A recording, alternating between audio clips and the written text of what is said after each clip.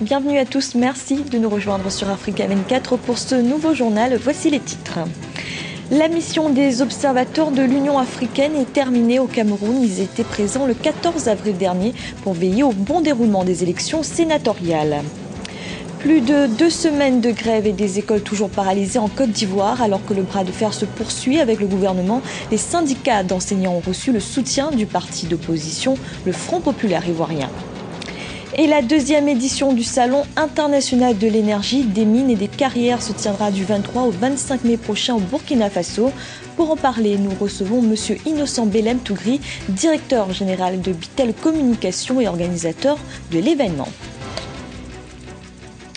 Le Cameroun est toujours dans l'attente des résultats des sénatoriales qui ont eu lieu le 14 avril dernier. Un scrutin auquel a assisté une équipe d'observateurs de l'Union africaine.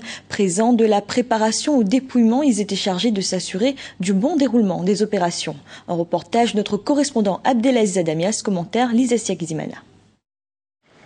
C'est à la demande du gouvernement camerounais qu'une équipe conduite par le chef de mission Edem Kodjo de l'Union africaine a séjourné sur le territoire camerounais.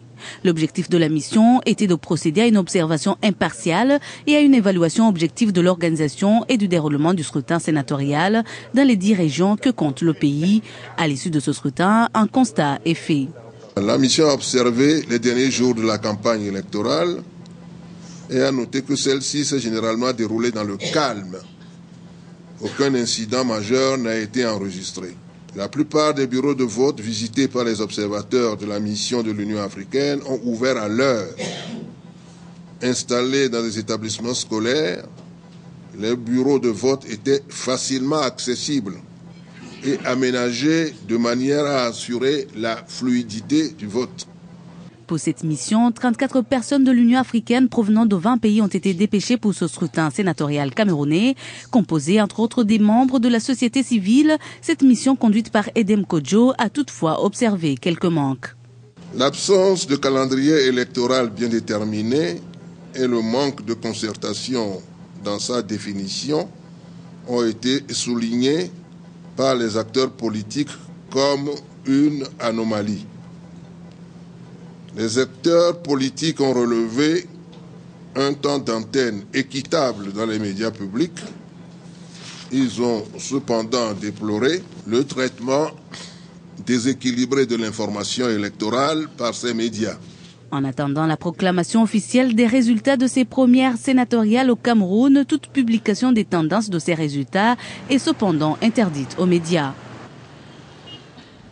Le Front populaire ivoirien prend position pour les syndicats enseignants qui ont lancé le 8 avril dernier une grève paralysant la majorité des établissements scolaires de la capitale. Mais ce soutien politique, qui plus est du parti de l'ancien président Laurent Gbagbo, est-il une bonne chose pour le mouvement? Nous avons posé la question à Alafé Ouakili, directeur du quotidien L'Intelligent d'Abidjan. Il y a deux choses à voir là-dedans. Les syndicalistes peuvent être à la fois satisfaits mais en même temps embarrassés de savoir que le FPI les soutient. C'est bien, ils ont un soutien politique, un soutien populaire venant d'un parti, mais en même temps en tant que syndicalistes, ils peuvent dire non, ils ne font pas cette grève pour la politique, pour un parti politique, et que peut-être ce soutien-là n'est pas le bienvenu. Et le pouvoir aussi, les autorités de leur côté, peut dire, vous voyez, on avait le sentiment que c'était pas clair, c'était pas anodin. La collusion, ou du moins, le soutien du FPI est la preuve de ce que ces syndicalistes ont des accointances avec l'opposition. L'insécurité est le quotidien des Centrafricains. Dimanche, 20 personnes ont ainsi perdu la vie à Bangui, la capitale. Pourtant, les nouvelles autorités se sont engagées à achever le processus de transition, et ce, dans 1 an et demi au plus tard. Un sujet de Rizlan Boumardi, commentaire Charlène Guitchol. 18 mois. C'est le délai dont dispose le gouvernement centrafricain de transition pour sortir le pays de la crise et organiser des élections démocratiques. Le trio étatique est désormais au complet après la prise de pouvoir de Michel Djotodia, leader de l'alliance rebelle Seleka. La conservation par Nicolas Tandiaï du poste de Premier ministre, c'est au tour d'Alexandre Ferdinand Ngandé de venir compléter ce nouveau pouvoir de transition. Élu à Bangui ce lundi avec 48 voix sur un total de 101 votants. Et il a obtenu le maximum de voix. C'est une élection, c'est la démocratie, c'est celui que les uns et les autres ont apprécié qui a été élu. Donc l'essentiel, c'est ce qu'il fera à la tête du Conseil national de transition. Sa priorité, c'est d'abord de rédiger un projet de constitution qui sera soumis par référendum au peuple centrafricain le moment venu, puisque la constitution est suspendue, et de légiférer, d'adopter rapidement des textes pouvant organiser donc tout le processus électoral et puis de légiférer normalement pour le fonctionnement de l'État. Les défis du nouveau pouvoir sont très nombreux. Parmi eux, le maintien de la sécurité dans le pays, Bangui ayant été encore une fois ce week-end le théâtre de violents affrontements. Mais je pense qu'il faut, de la même manière que c'est des gens qui portent des armes, qui se sont organisés pour conquérir les villes et conquérir la capitale, de la même manière, ils peuvent assurer la sécurité. Parce que la sécurité doit être assurée par des hommes en armes, mais formés. La Centrafrique dispose de militaires, de gendarmes, de policiers. Il faut leur redonner leur légitimité, leur pouvoir pour qu'ils puissent faire leur travail et former ces jeunes-là qui sont venus à Bangui et qui ont besoin de se reconvertir.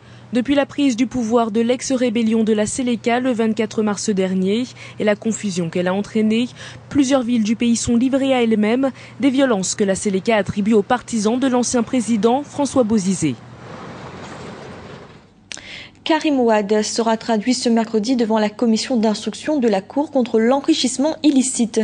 L'annonce a été faite la veille par le procureur qui a également justifié son arrestation. Le dossier déposé par les avocats du fils de l'ancien président sénégalais n'aurait pas convaincu. Les précisions de notre correspondant à Dakar, El Adjaï, commentaire Charlène Guidiol. Le procureur spécial de la Cour de répression de l'enrichissement illicite, le CREI, face à la presse. Suite à l'arrestation de Karim Ouad survenue ce lundi à Dakar, il a fait le point mardi sur les procédures dans le cadre de l'enquête sur les biens mal acquis. Les avocats de l'ancien président du conseil de surveillance, l'ANOCI, ont présenté un document de 3000 pages au procureur. Objectif, justifier les preuves de licéité de sa fortune estimée à environ 600 milliards de francs CFA. Ils ont dit qu'ils ont rédigé 3000 pages, ce n'est pas exact.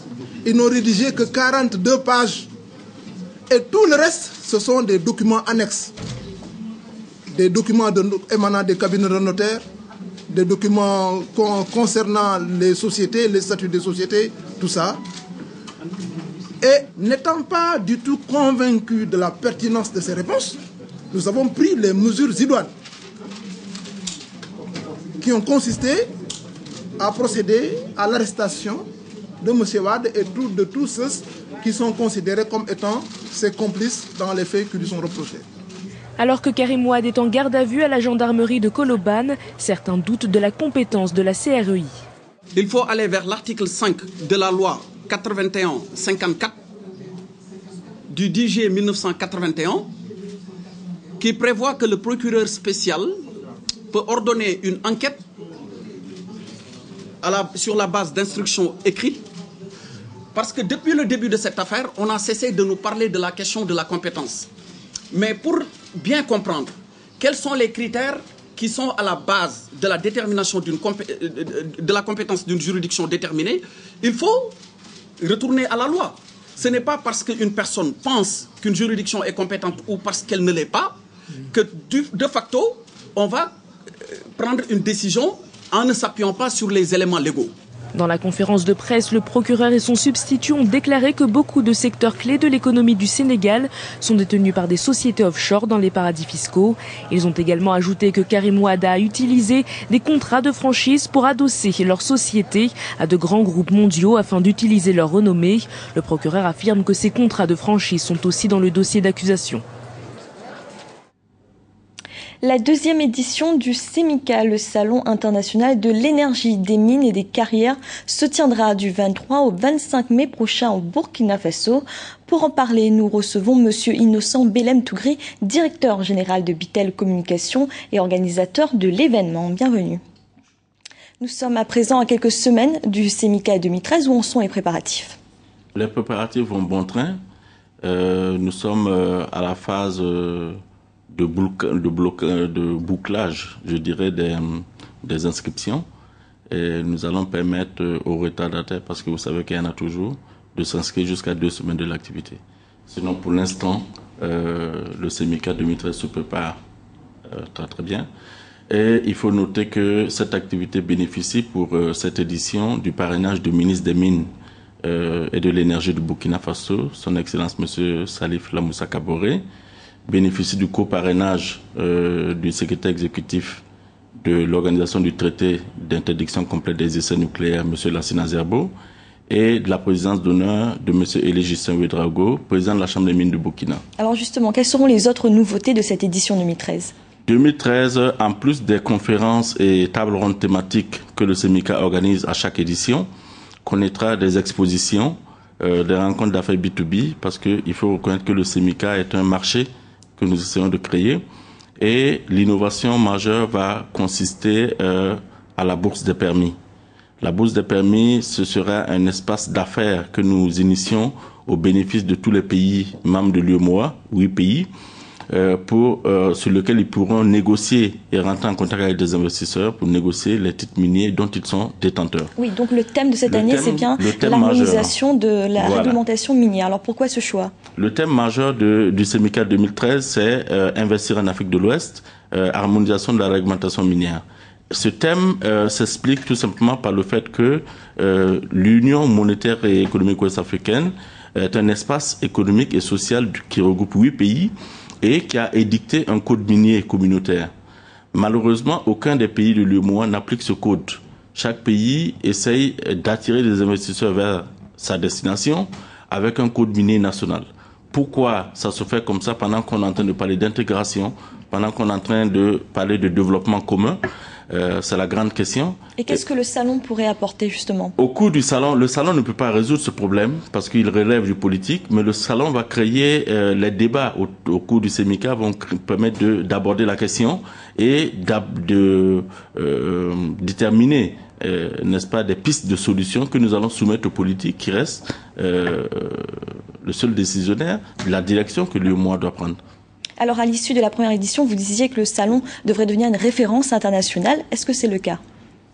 En 2012, nous avions 56 pays présents au SEMICA. Là, nous sommes passés à 83 pays.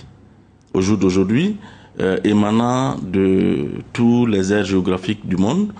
Et pour nous, c'est quand même le cachet d'un sérieux et d'un certain succès qu'il faut bien sûr capitaliser par notre professionnalisme en montrant aux yeux du monde un salon d'une certaine qualité qui répond aux normes internationales et nous y travaillons.